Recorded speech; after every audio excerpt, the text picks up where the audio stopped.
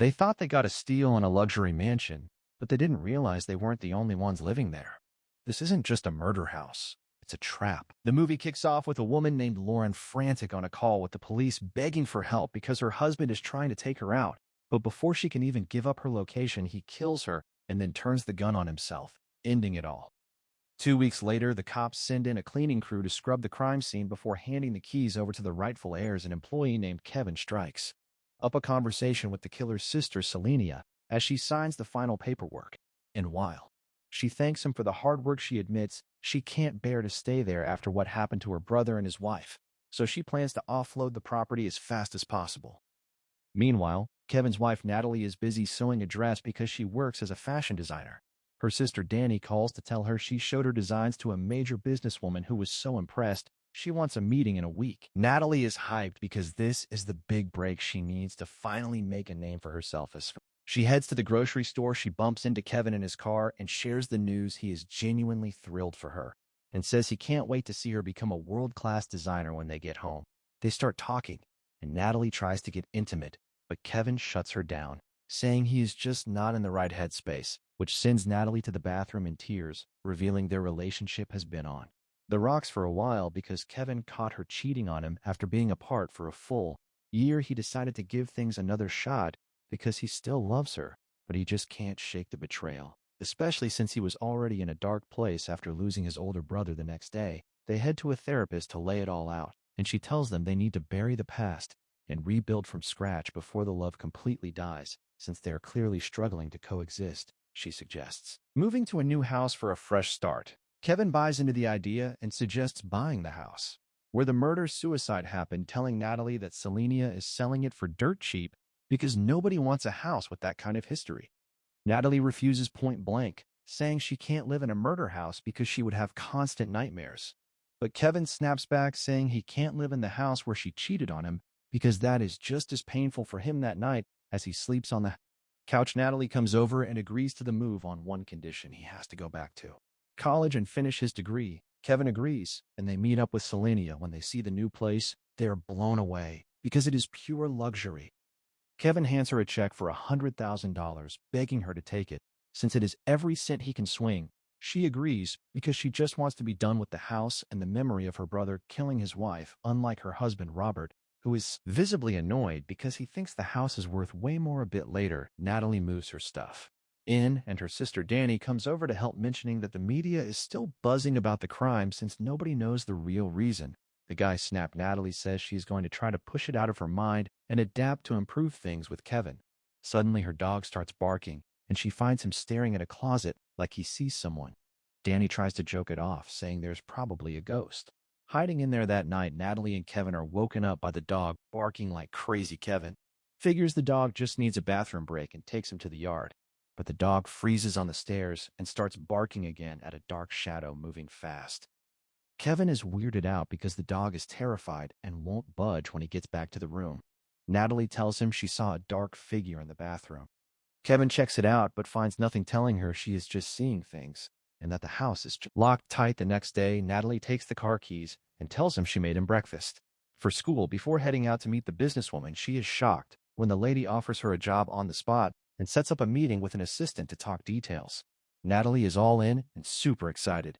Meanwhile, at school, Kevin meets a girl named Avery and decides to befriend her so she can help him catch up on his classes. He meets her after a lecture, gets her number, and finds out she is top of the class, so she can help him pass everything. He thanks her and goes home to cook a romantic dinner for Natalie, celebrating her new job that night. Natalie wakes up to music playing on the radio. She shuts it off, wondering how it turned on by itself then. A closet door swings open on its own. Makith. Her feel like someone else is in the house. She runs back to her room, terrified that something is wrong. The next morning, she goes to shower and finds beautiful woman written on the mirror.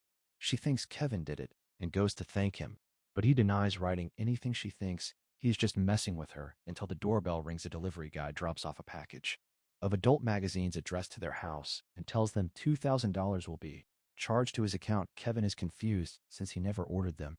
He talks to his coworkers about it and mentions the shadow Natalie saw. They tell him the neighbors are probably trying to scare them off because of the murder history. Meanwhile, Natalie tells Danny on the phone that she wants to move out because of the weird vibes. Danny tells her not to tell Kevin yet, and mentions she invited their mom over for dinner. Natalie is annoyed because she is fighting with her mom and doesn't want to see her. As she hangs up, the dog starts barking because he can't reach a tennis ball under the bed. She crawls down to get it, but it is too far, so she grabs a stick to pull it out. When she looks back, the ball is sitting right on top of the bed. Natalie is officially creeped out later. She goes to a restaurant to meet the business assistant and is stunned to find out it is Mike, the guy she cheated on Kevin with. Tries to walk out, but he begs her not to quit, saying this is her big dream and promises to keep things strictly professional. She agrees, and they talk shop. That night, Natalie is home alone because Kevin is studying with Avery. Suddenly, she sees a hand appear and disappear by her door. She creeps toward it, but someone comes up behind her and knocks her out. When Kevin gets home, he finds her on the couch with no memory of what happened. He takes her to the bedroom, but she remembers and tells him someone broke in and drugged her. Kevin thinks she is dreaming or hallucinating because the doors were locked. They go back to the therapist, where Kevin explains it is just her fear of the house after the therapist. They try to make peace and remember the family dinner. Danny arrives and puts food in the fridge, then goes to Natalie's room to change. She hears the dog barking and finds the kitchen faucet running. When she turns it off, the lights go out and she hears footsteps. She realizes someone is there and tries to call Natalie, but her phone dies. She hides in the closet, feeling someone close by.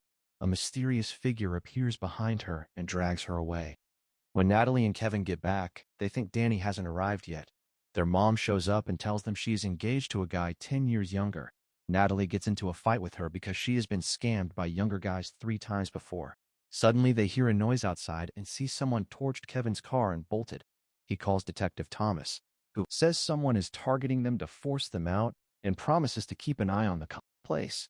Natalie goes to see Selenia to ask about the murder and why her brother did it. Selenia reveals the wife, Lauren, was an architect who designed the house and was having an affair when the brother found out. He killed her and himself. But the weird part was the cameras were down that day, meaning it might have been a setup. Natalie is baffled and finds no clear answers as she leaves Selenia, her husband. Robert approaches Natalie, saying he knows what is going on and offers to buy the house back. Cheap Natalie refuses, ignoring his warnings about getting into trouble that night. They wake up to a noise, but find nothing. Detective Thomas suggests installing cameras, which Kevin does, connecting them to the TV while he is at work. Natalie finds photos on her phone of her sleeping and knows it wasn't Kevin. She hears a noise and sees a stranger at the door. She calls the cops, but sees the shadow in her room and hides on the balcony. The guy finds her anyway and pushes her into the pool. Kevin arrives and pulls her out, but the cops find nobody. Later at the station, Thomas shows Kevin the footage, and it shows nobody was chasing her. He suggests mental help for her. Natalie insists she is being stalked, and they argue outside the clinic. Kevin thinks she is losing it and suggests a work break when he suddenly collapses. Natalie rushes him to the hospital, where the doctor finds a strong toxin in his blood. At the police station, Thomas accuses Natalie of trying to poison Kevin, but she denies it, saying she loves him. She returns home and sets up a camera facing her bed. The next day, Kevin is better but remains suspicious of her when she offers dinner. He makes excuses to go study with Avery, feeling like she is poisoning him that night. A stranger tries to assault her at home, but she fights him off and calls the cops. Thomas tells them Robert and Selenia sent the guy and ordered the magazines to scare them off. Robert was in debt and wanted the house back cheap to resell it. Kevin feels terrible for doubting her, but then receives a text from her telling him to stay away because she needs space. Meanwhile, Natalie calls him from the bathroom to tell him to come home so they can celebrate. He is confused about the text, which she never sent. She checks her camera and sees a man crawl out from under her bed. Text Kevin and crawl back under.